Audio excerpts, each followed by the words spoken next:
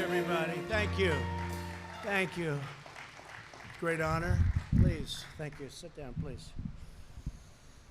It's great to be with you. Great company and wonderful location. Quick flight. It's in and out, but we have some big things to say. Carol, I want to thank you also for doing such an incredible job at this company. I look at your numbers and I'm very jealous. A lot of people are very jealous. But I'm delighted to be back in Atlanta, Georgia. Special place. The hometown of one of the most amazing companies on earth, UPS. They never fail. The dedicated men and women of UPS are an inspiration to us all. In the face of every challenge, you always come through for your fellow citizens. Would you say that's correct? I say it's correct. Let me start by expressing my gratitude to every driver, worker, and employee who has contributed to this great success and continue to deliver for America throughout our battle against the China virus. It goes by many different names, about 21 that I can figure. We maybe will use a different one every time we hit it. But whatever it is, it was a terrible thing, and it could have been stopped, and it should have been stopped right where it started, in China. Together, we will defeat this virus and emerge stronger than ever before. We're here today to celebrate a historic breakthrough that will transform the lives of workers and families all across our nation. For decades, the single biggest obstacle to building a modern transportation system has been the mountains and mountains of bureaucratic red tape in Washington, D.C. Before I took office, reviews for highways ballooned to an average of nearly 750 pages in length, and they were the good ones. They were the short ones. And I know because I was in business for a long time, and I had to go through a process that was so ridiculous. It was so ridiculous. We went through a process for building buildings, usually. It would take forever. By the time you start building, the market changed. You said, you know, the market was good when we started. Now the market's lousy. So you say, the hell with it. We won't build. Sometimes you start building and you say, that was a mistake. But we went through years and years of litigation and tumult, and it was just not good. But you go through it to an even greater extent. The maze-like approval process represented lobbyists that were very rich. They were making a lot of money. I remember I'd go up to Albany, New York, and I'd see my lobbyists up there. I said, what are you doing here? I knew what they were doing. They were trying to make it more difficult. So you had to hire them for more and more work. Spend millions and millions of dollars for nothing. But too often they caused massive delays on top of everything else. And that way they got their fees over a longer period of time. It's one of the reasons why, for example, the average Atlanta driver spends an incredible 77 hours in traffic during a short period of time. But all of that ends today. We're doing something very dramatic. We just completed an unprecedented, and I want to say it's absolutely unprecedented, top-to-bottom overhaul, should have been done years ago, of the infrastructure approval process, this approval process that has cost trillions of dollars over the years for our country and delays like you wouldn't believe. This is a truly historic breakthrough, which means better roads, bridges, tunnels, and highways for every UPS driver and every citizen all across our land. Together, we're reclaiming America's proud heritage as a nation of builders and a nation that can get things done. Because with these horrible roadblocks that were put in front of us, you couldn't get it done. No matter how good you were, you couldn't get it done. You'd wait and wait. You'd go to the next step. You say, you can't start the next step until you finish the first. Joining us for the special occasion are Council of Environmental Quality Chairman Mary Newmeyer. Where's Mary? Mary. Thank you, Mary. Thank you. Thank you. Thank you, Mary. Good. Secretary of Transportation, a very special woman, a great woman, somebody that has done an incredible job, Elaine Chao. Elaine. And she was very much instrumental in getting this done. And when Elaine speaks, we all listen, but she was very much instrumental. Secretary of Agriculture, a man who's done a fantastic job for our farmers and ranchers, Sonny Perdue. Sonny. I learned more about farming from Sonny Perdue than all of these consultants that came in. I learned more in a half an hour from that man right there. We had a great call today with the farmers, too. Great call. They're doing very well. A lot of good things have happened, right, Sonny? A lot of things have happened. They were targeted by China. They were targeted by others. We just signed the USMCA, which is phenomenal for our country and our farmers. Got rid of one of the worst trade deals in history, NAFTA. One of the worst trade deals ever. How anybody could have signed it, but worse, how anybody could have let it run for 25 years or whatever it was. They just took advantage of us. We had 60,000 empty plants and factories in our country by the time that mess got finished. So we just signed a great deal, USMCA. It's the largest trade deal ever made, Mexico, Canada, the largest ever made. I know Sonny would like me to thank the UPS, all of the drivers and workers for all of the help in delivering nearly 30 million meals to rural children throughout the country for our Meals to You program, Meals to You. You know what that is? Meals to You. You do, right? We're also pleased to be joined by a great senator, somebody that's done a phenomenal job. And I can tell you, look, he's a friend of mine, so I'm a little prejudiced, but he's a man that's respected by everybody on both sides of the U.S. Senate. He works hard. He loves your state. And I always say, does David get the kind of recognition that he deserves? Because he is a very, very special man. David Perdue. Where's David? David, thank you. And a woman who's come in and done a great job, and she's been so supportive of me and the agenda, and a good person, a good woman, with a husband who's a terrific man. Senator Kelly Loeffler, thank you very much. Thank you, Kelly. Great job, Kelly. And warriors, these are warriors. These people fought for us through thick and thin, through very, very unfair territory. We were treated terribly, and they came in and they turned out to be tougher than the other side by a lot. And I just want to introduce Representatives Rick Allen. Rick, thanks, Rick. The great Buddy Carter, Buddy.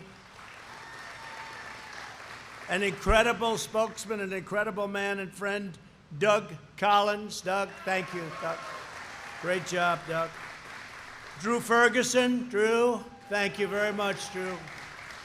Jody Heiss. Jody, thank you, Jody. Great job, Jody. And Barry Loudermilk.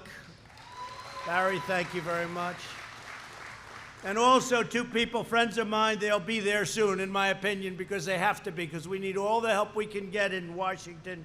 Karen Handel. Karen, thank you very much, Karen. Thank you, Karen.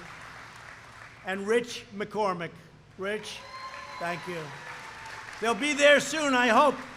I hope. We need them. We need them. Get them in there. Thank you as well to a man who I became very good friends with, a man who was running against somebody that was unbeatable, running against a superstar. I said, oh, she's a superstar, wow. Can you beat superstars? I don't think so, but he figured out how to beat a superstar, and I don't know, is she still a superstar, Brian? I'm not sure. I'm not sure. I don't think so. I don't know. Superstars don't lose, do they? Governor Brian Kemp. I'll tell you, what a warrior he is. He's tough. He's tough, and he's done a great job, and you've done a great job in every aspect of running this incredible state, and I've always been there for you. He was saying when we met at the plane, everything we've needed in Georgia, you've been there for, and that's right. That's right. Perhaps more important than Brian, however, right? Far more important is Georgia First Lady Marty Kemp. Thank you very much, Marty. And watch, please, those mail-in ballots. You're going to watch that for me because, you know, they have a lot of problems all over the country. They just had Paterson, New Jersey, where massive percentages of the vote was a fraud. Mail-in ballots, be careful, be careful. they would understand because they deliver. In fact, I'm going to have to be very nice to UPS. UPS, I love you, Carol, wherever you are, Carol. I love you, Carol. No, it's very bad what's going on with mail-in ballots, okay, as differentiated from absentee ballots, where you have to go and you go through a process because you can't be there for some reason. But the mail-in ballots is going to be, they're going to be rigged. They're going to be a terrible situation, and you have to be careful in Georgia, but you have to be careful everywhere where they're doing it. You know, we went through a First World War and a Second World War, and people went to vote. Now they're saying, let's use this as a chance not to vote. And there's been tremendous corruption on mail-in ballots. So absentee ballot, great. Mail-in ballot, absolutely no good. It makes no sense. A governor sends out millions of ballots all over the place. They don't know where they're going.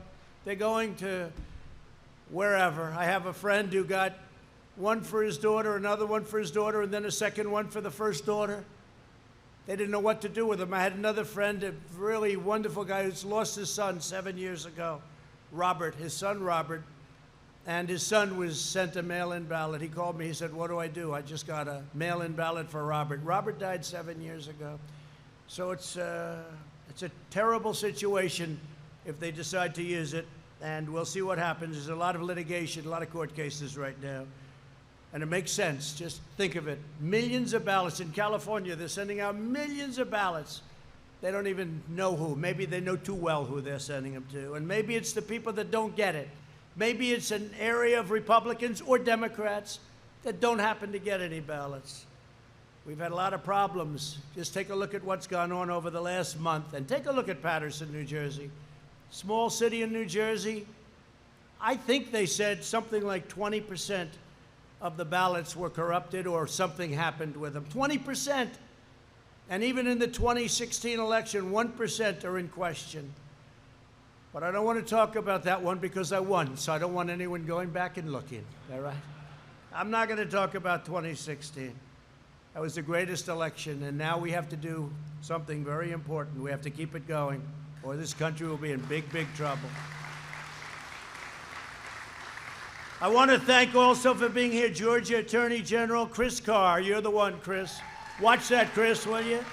You're going to watch that, Chris, please, okay? You got to speak to the man that handles it. You know what I'm talking about. Got to do it. Thank you, Chris. It's in good hands. Superintendent Richard Woods. Richard, thank you very much. Thank you. And members of the Georgia Public Service Commission and the State Senate and House Transportation Committees. Got a lot of politicians in this room. And really, good luck to Karen and to Rich. Go out and go get them. You're great people. Today's action is part of my administration's fierce commitment to slashing the web of needless bureaucracy that is holding back our citizens. I've been wanting to do this from day one. And we started it on day one, literally on day one, but it takes a long time. You have statutory requirements. You have a lot of different roadblocks, even to changing it. But the change you'll be hearing about in a minute. And it's one of the biggest things we can be doing for our country. The last administration increased the Federal Register by 16,000 pages of job-killing regulations. Under my administration, we have cut the Federal Register by nearly 25,000 pages, more than any president in history, whether it's 4 years, 8 years, or in one case more. And we, frankly, this I would think is maybe the biggest of all. We did the U.S. Waters, you saw that, the U.S. Waters Act. That was a big one. That was a big one. I thought I was going to take a lot of heat when I did that, and instead it was just the opposite. People came up, grown men that had never cried, even when they were a baby. They were standing behind me when I signed that bill at the White House, and they were crying. They were crying because we gave their life back to them. That took their life away. It took their livelihood away. It was a big, big moment. But this is a big moment today, too, probably, possibly equally as big. Today's action completely modernizes the environmental review process under the National Environmental Policy Act of 1969. We are cutting the federal permitting timeline from a staggering 10 years, 15 years, 18 years, 21 years. You know the story. You've seen it. Projects that start out A young guy heads the project. By the time it gets approved or disapproved, in many cases disapproved, usually disapproved, he's getting ready to retire. So what did you do for your life? I worked on one project. We didn't get it through in the end. Now, we won't get certain projects through for environmental reasons. They have to be environmentally sound. But you know what? We're going to know in a year. We're going to know in a year and a half. We're not going to know in 20 years. So we're cutting the federal permitting timeline for a major project from up to 20 years or more, hard to believe, down to 2 years or less. So we have it down to about 2 years right now, Elaine, and I think 2 years or less. And our goal is 1 year. And you may get disapproved. They may vote at the end. They didn't like something environmentally or safety-wise, and I'm all for that. But you're not going to devote a lifetime to doing a project that doesn't get approved or that gets approved. And oftentimes when it gets approved, it comes in at 10, 20, 30 times the cost. There's a highway in a certain state, short road, not even a highway, I guess, more of a roadway. And they put in, it was a straight line from point to point. By the time they finished it 18 years later, it was this.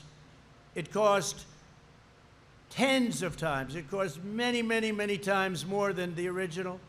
Is a dangerous roadway because there's turns. You got to be in good shape. You got to be wide awake to make those turns. You got to see those things. You have to see the guardrails. Boom. They had a simple straight roadway, and now they build it. They end up, took 17 years to get it approved, ended up costing many, many times what the original estimates were, and it's no good. It's not good. Under the last administration, a mere 7% of reviews for federal highways were processed within 2 years. Now, what we're doing is the 2 years won't be the exception, it'll be the rule. So what we're doing is we're going to have that coming down at a much steeper rate. This will reduce approval times for highways alone by at least 70%. But the 70% is a very unambitious number because the number is going to be actually much lower than that. At the heart of the reforms is the one federal decision policy. It really spells it out when you hear that name, one federal decision. Before, applicants for infrastructure permits were forced to spend years and years navigating a labyrinth of federal agencies, and every single one had a power to stop a project. Anytime you went to an agency, they had a power to stop it. And it would stop the project, not only stop it, right in its tracks it would stop it. With our reforms, there will be one quick and fair decision. We're going to give every project a clear answer, yes or no. Yes or no. The 2-year process where just to submit is 2 years is not acceptable. It's going to be a very quick yes or no after study, but the studies are going to go quickly, and they're going to go simultaneously. So if you're in numerous agencies, you're all going at the same time. Instead of waiting for 1, for 2, for 3, and oftentimes you'd go through one, it would take you 6 months, and then you have to wait 90 days, and then you have a review period, and then you start the second one. And now you go for another 4 months, and then you wait 90 days, and you have a review period. And sometimes you had to go through 9, 10, 12 different agencies. So even if you did absolute rapid, it was many, many years before you could even think about starting it. We have up here, by the way, that's a chart of the old system and the new system. And I think the new system is better. I think it's better not only in time, I think it's better in terms of the process, and I think it's better in terms of the importance from an environmental and a safety standpoint. But take a look at that. This is what you had to go through. In fact, it was much more dramatic when I first came up with this about a year ago. We took that and we rolled it out. It was so dramatic. And it just kept going and going. So the difference is that, and many of those steps you had to wait before you could even think about going to the next one, and you had to get full approvals. Any one of those colors where there was a problem or a rejection meant it was dead. And now you go through this very simple but very comprehensive solution. And it's a beautiful thing, especially if you understand construction and building and other things beyond building like I do. At the same time, We'll maintain America's gold standard environmental protections. The United States will continue to have among the very cleanest air and cleanest water on earth, which we do now. We have the cleanest that we've ever had, meaning ever, meaning I guess in the last 40 years. I assume that 200 years ago was cleaner. I can imagine it was very clean a couple of hundred years ago, Brian, right? They'll say, that's why I'm very careful with the fake news media, because if I say that, we have the cleanest water we've ever had, they said, what about 200 years ago before anybody touched the lake? When the lake was a beautiful virgin lake, nobody ever touched it. They said, yeah, they got me on that one, don't they, huh? So now I've become extremely careful. So I say probably they're talking about 35, 40 years, something like that. If it's any different from that, media, we will, look at all those people back there. Any different than that, we will report to you. We will make an amendment. We'll never make a correction, because I don't like doing that. One of the first projects accelerated by these reforms will be the planned expansion of I-75 right here in Georgia. That's in honor of your wife, in honor of Marty. Okay, that's in honor of Marty. They've been looking to do that for many years, right? But the governor's going to get it done. This expansion will add 77 new lane miles of commercial vehicles, like those driven by UPS, saving drivers countless hundreds of hours a year. With us today is Julian Polk, a Teamster. I know the Teamsters very well at UPS, who drives this route often. Julian, please come up and tell your story, please. Thank you.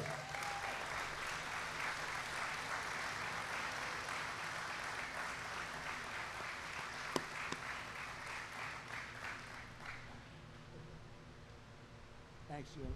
Good afternoon. Hi, my name is Julian Polk. It's a great honor to be in front. I'm especially grateful for my wife being here with me today for 14 years. I spent the first 16 years of my career driving a package car, going from house to house. But in my last 3 years, I've been in the big rigs, mostly on 75. And throughout 75, we have approximately 765 trucks in Metro Atlanta. 64 of those travel from McDonough to Macon, Georgia, which is about 100 miles round trip. So with the congestion and all of that, it kind of makes it to where it's hard to get there and create all the time commits. So every time I've loaded my truck, whether it was medical equipment, a gift to someone's, a loved one, that time in transit was very important. So with the infrastructure, is very important to me and all of my fellow UPSers, because the investment in our roads and bridges help reduce congestion and open up the bottlenecks, which makes it easier to get the packages where they need to go. More importantly, safe for drivers like myself, because we all know the most important stop of the day is when I get back home to her and my two beautiful kids. So, thank you. 14 years ago at my local hub in Forest Park, with the support of my management team, I started the corporate health and safety process. And throughout that team, we were able to lower the accidents and injuries, which we know accidents on the road slows down time in transit. So we're able to, since then, we've stopped all of that, or most of it. So I'd like to close by saying thank you to my wife for being here, to everyone that has supported me, especially my division manager, Tom Rosilio. He has supported me in my career, and for the grateful opportunity to be here today. Fantastic job. Thank you, Julian. But Julian, it looks like you're attributing a lot of your success to your wife. Is that a correct statement? Huh? Would you please stand up? So lovely. Thank you. That's great. Great job. You're proud of the job he just did, I think, huh? Pretty good. He'll be running for office next week. Watch. Great job, Julian. Thank you. I'd like to invite UPS's Vice President of Corporate Transportation, Bill Taylor, up to say a few words. Please, Bill.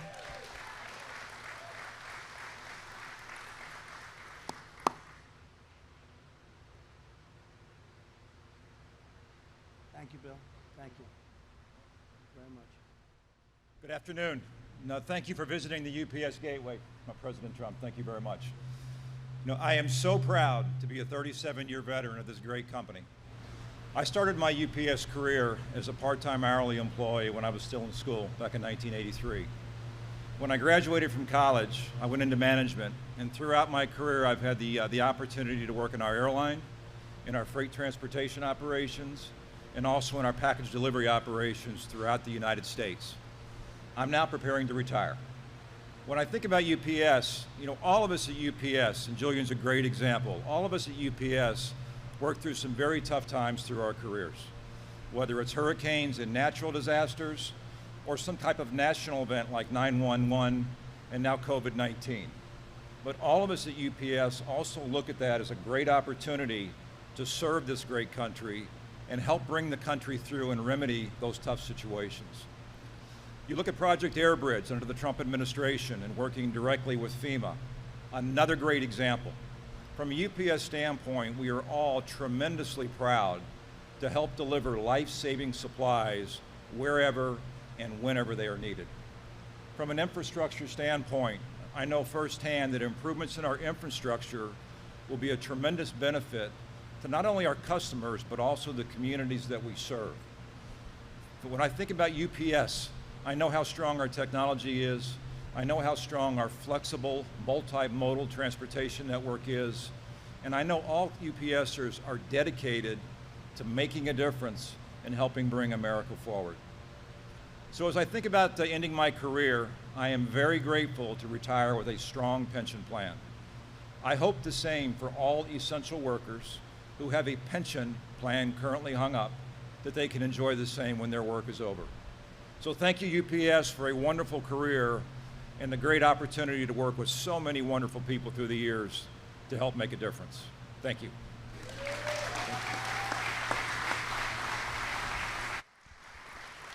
Thank you very much, Bill, and good luck. Carol, I don't think I'd let him retire. He's got about 30 years left in him at UPS. Can't believe you're retiring. That's terrible. Do you want to retire, or do you want to stay? Because they'll renew you for 25 more years. You've got it. You've done a fantastic job. Thank you very much. Thank you, Bill. Really great job. Here, as well as the Commissioner of Georgia Department of Transportation, Russell McMurray. Russell, please come up and say a few words. Thank you.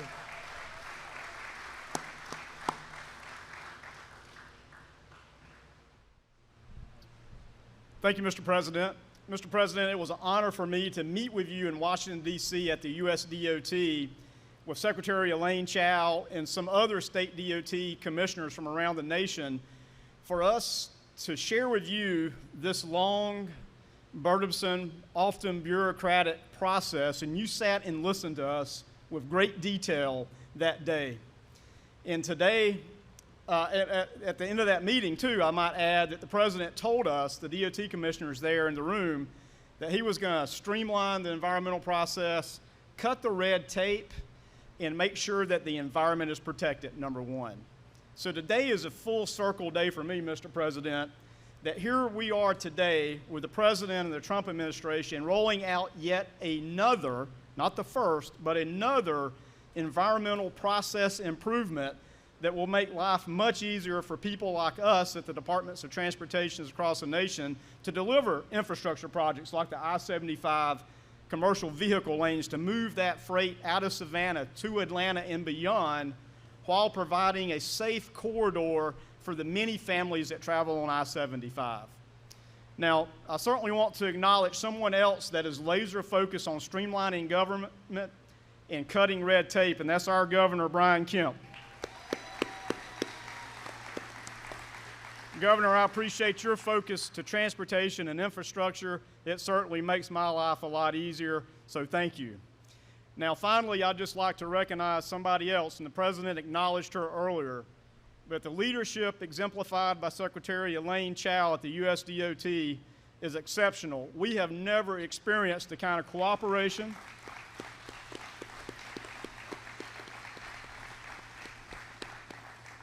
we at the Georgia DOT's never experienced this type of cooperation from your administration, Mr. President, that we enjoy today. So thank you for your leadership, and thank you for the partnership you share not only with Georgia, but all the states. Mr. President, thank you for making this happen. Thank you.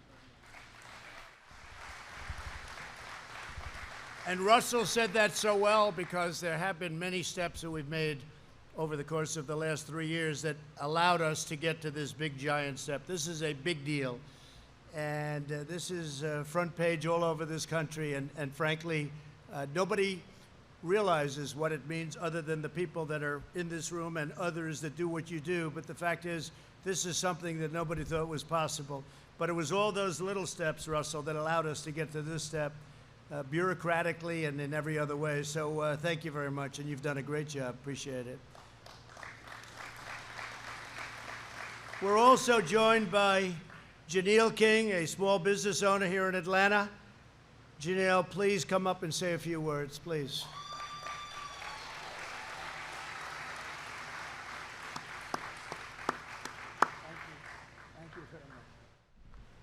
Thank you, Mr. President. Thank you, Governor Kemp. And thank you, UPS, for delivering all my shoes on time. I am Janelle King. Together, my husband, Kelvin King, and I, he's the one that really goes through all of this. I serve as VP of External Affairs with Osprey Management, which is such an honor. We have 10 employees that are, by which one of them received their United States citizenship this morning, so that's awesome. We have over 150 subcontractors. We have a number of projects that are taking place throughout the state. And our ability to harness opportunities and supply our clients with on-time projects promptly is extremely important. Several have proposed fantastic ideas and aid to developing new forms of commuting. Red tape and restrictions in place have hindered these ideas and have due to extensive permitting and impact studies that increase timelines. Well, Mr. President, you have shown what leadership can do when you reform the old way of doing things. Infrastructure reform and building new roads faster will not only help our company to achieve our project goals, but they will help the entire state, both economically and socially. So I would like to personally thank you for placing the needs of the constituents in the forefront of your list and addressing our infrastructure concerns, and our governor and first lady for working along with you and so we can get this done, and to our senators, Senator David Perdue and Senator Kelly Loeffler, for always being available as well. Thank you so much. And look how proud your husband is of you. He had that camera up. That camera wasn't moving down, I'll tell you. He captured every word. That's great. Beautiful family. Thank you very much. One of the things I'll tell you that the governor and I are working on a couple of projects that are going to be big surprises for you. Big ones, big projects that you've been talking about for 20 years, I guess, in one case. So we'll get them done. I'm sure we'll get them done. And I want to thank you all. Great presentations. Thank you all very much. My administration is also moving full speed ahead on improving the Port of Savannah, which is now the largest agriculture exporting port in the entire United States. Largest in the country. As many of you know, this project faced 20 years of unnecessary delays. This has been going on for years. And when they came to me and the governor said, "Can you help us with this?" I said, "We'll help you with it. What's the story?" It's been going on for years and years. They've been talking about it. Nothing ever happened. It was also 8 years of additional bureaucratic reviews. Just reviews. This isn't like, oh, gee, let's start digging. This is paperwork. People made a lot of money. It's a terrible thing. It just gets caught up like so many other places, but it's all ending now. Bureaucratic reviews under the Obama-Biden administration have been a disaster, and they got worse. But I'm proud to report that for 3 straight years under my administration, we've delivered full funding for the Port of Savannah, and we're on track to complete the project in a very short period of time. It's going to be completed, right? Okay? In honor of the governor. In honor of the governor and Marty, good, congratulations. That was a great job. They've been fighting for that one for a long time. You got it done. We want a governor that gets it done. Even though he calls me all the time, can we get it done? I wish he wouldn't call so much. But you know, that's the sign of a good governor, right? When you think, right? Stand up, please. That's the sign of a governor. I like the ones that don't call, Brian, where they just leave me alone, but their project never happens. Great. Great job, you do. Great job. We want the United States to compete and win in the 21st century, and that means we will not allow our nation to be hamstrung by wasteful Washington regulations. We're the nation that built the Golden Gate Bridge in 4 years, the Hoover Dam in 5 years, and a lot of people don't understand this, but it's so true. We built the Empire State Building in less than a year. Can you imagine that? The Biden administration, our past vice president, opposes, think of this, all of our permitting reforms and wants to increase the length of the permitting process. Think of this. This is in his Bernie Sanders deal. Biden is happy to tie up projects in red tape, and we want to get things built. But they want to increase the length, so they want to increase it from that to much longer. Unbelievable. Biden wants to massively re-regulate the energy economy, rejoin the Paris Climate Accord, which would kill our energy totally, and you'd have to close 25% of your businesses and kill oil and gas development. They still haven't explained what they're going to do to power our great plants and factories, but at some point I'm sure they will. We'll learn that from AOC, who's in charge of energy. She's in charge, along with Bernie. It's AOC and Bernie are in charge of energy. I don't think Texas is too happy about that. What do you think? You think we'll call up the governor? Governor Abbott, great governor, will ask, how do you like that, Governor? I didn't want to waste the phone call because I would know how he felt. And Biden wants to hold hostage billions in federal surface transportation grants for states and localities unless the states and local suburban communities abolish single-family zoning rules. So they want low-income housing to be built in communities that, frankly, they don't want it. They don't want it. Hasn't worked out. And we're terminating that. As you know, I announced it 2 weeks ago. We're going to be eliminating that rule. It's a crazy rule, and it's very unfair to a lot of people. A lot of people are very unhappy. It should not take 10 years or more just to get approval for a simple stretch of road. Special interests in Washington will never begin. They will never begin to let you breathe. They will never. That's not their business. Their business is the opposite. And we will do vetoes wherever necessary in order to make sure everything happens and happens quickly. We're not giving a veto for one thing, America's future. There will never be a veto for America's future. So my goal, my mission, and my commitment to each of you is very simple. America's infrastructure will be the envy of the entire world as it was many, many years ago. We built the interstate highway system during the Eisenhower administration, a long time ago. And since then, it's gotten worse and worse and worse, and more bureaucratic and more bureaucratic. And now we're freeing up, and we're going back probably to around 1952. We're going back to a long time ago. And again, you have to get permits. We want safety. We want to be totally involved with the environment. We want our environment to be better than it would be the other way, the long way. But you're going to get your answers quickly. One way or the other, you're going to get those answers very quickly. And if the answer is a big, beautiful yes, you're going to start construction immediately. You're not going to wait around for 10, 12, and 20 years.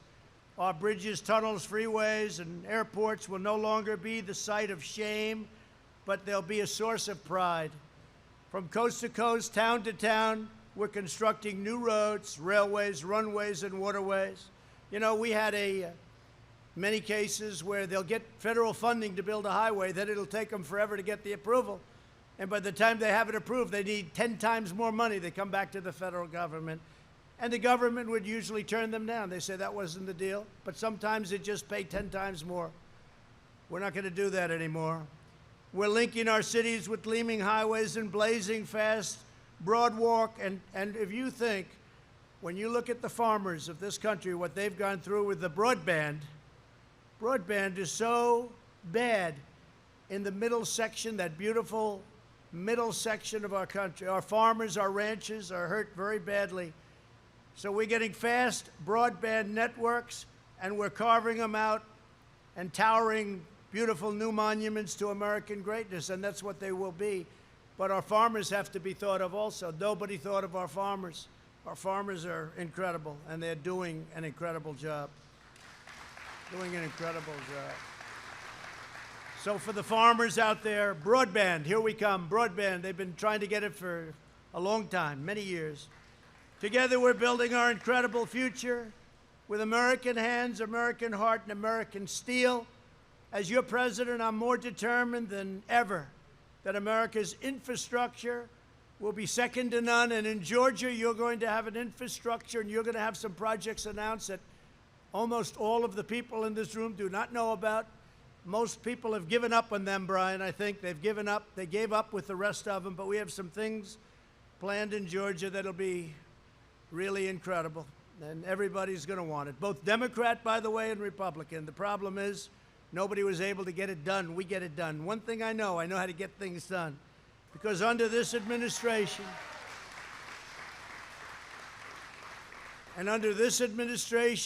we will always put America first. We were putting other countries first.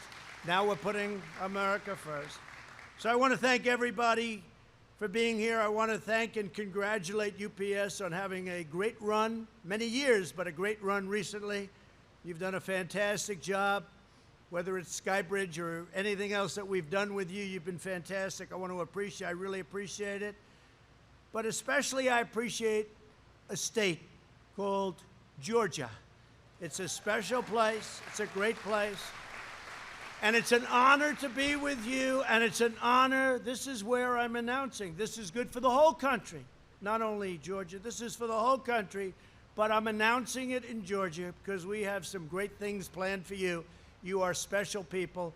Mr. Governor, thank you very much. Marty, thank you very much. Everybody, thank you. Thank you, everybody. Thank you very much, everybody. Have a good time. Thank you.